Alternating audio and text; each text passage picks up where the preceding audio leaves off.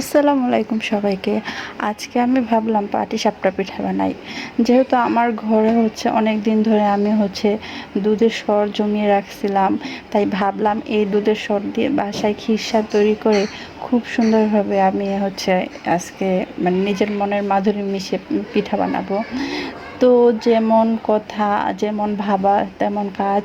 তো আমি দুধের সরটা নামিয়ে রাখছি, সাথে আমি এখানে হাফ লিটার মিল্ক দুধ ঘন করে নিয়েছিলাম। মানে হাফ লিটারকে জাল দিয়ে 1 কাপ বা একটুখানি বেশি বানাইয়া তারপরে যে আমার ফ্রিজে আগে থেকে রাখা দুধের সর ছিল সেগুলো আমি সাথে অ্যাড করে দিছি। যেহেতু এখানে মানে ঘন দুধের সর ছিল, তাই দেখা যায় আমার মানে ভাবনা ছিল যে আমার খিরসা বাইরে থেকে আনা লাগবে না। আমি ঘরেই ঘরে খিরসা যেমন আমার মারা বানাতো ওই রকম খিরসা ঘরে তৈরি করে নিতে পারবো।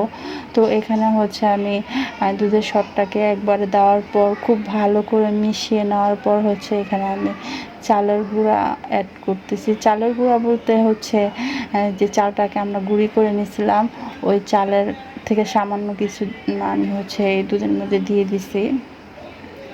দেওয়ার সাথে সাথে যেহেতু এখানে চালের গুঁড়া ছিল, তাড়াতাড়ি খুব ঘন হয়ে যেতেছিল।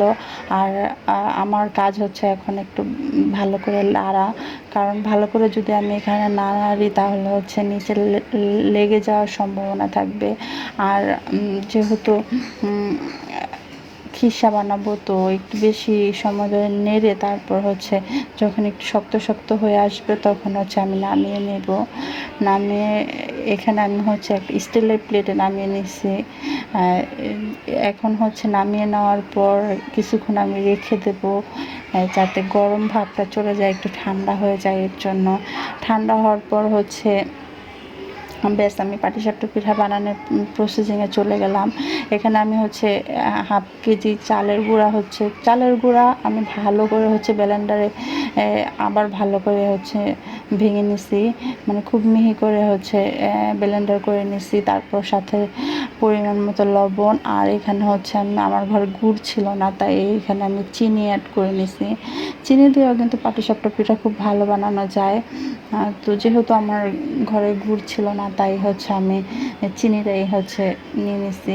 আর চিনিটা যেহেতু আমি পিঠাটা একটু বেশি মিষ্টি বানাতে চাচ্ছিলাম না, তাই আমি মোটামুটি চিনি ইউজ করছি।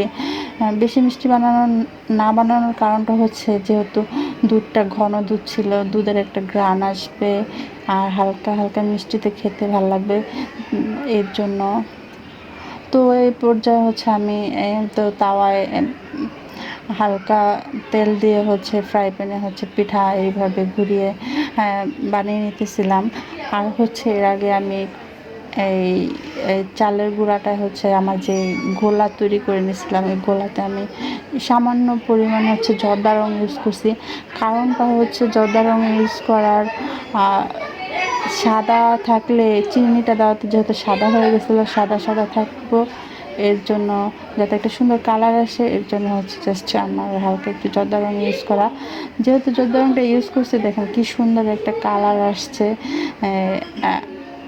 এটা জাস্ট আমার ইনস্ট্যান্ট মাথায় আসলো যে আমি একটু জর্দা রং দিয়ে দিই, দেখতে সুন্দর হবে, আবার খেতেও একটু লোভনীয় হবে, মনে হবে যে খুব সুন্দর দেখতে। আর দেখতে যে জিনিস সুন্দর লাগে, খেতেও কিন্তু জিনিসটা আগ্রহটা বাড়ে। এর জন্য এভাবে আমি আরেকবার বানিয়ে নেব আরেকটা পিঠা।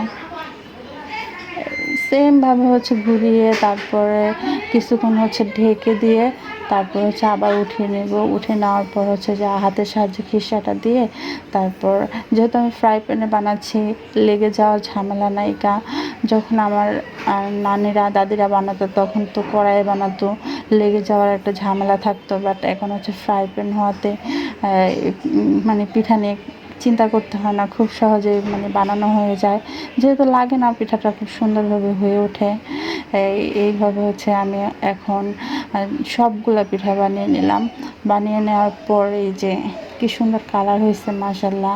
আর পিঠাটা দেখতেও সুন্দর হয়েছে, খেতেও ভালো হয়েছে আশা করি, কারণ আমি অনন্যকে দিয়েছিলাম।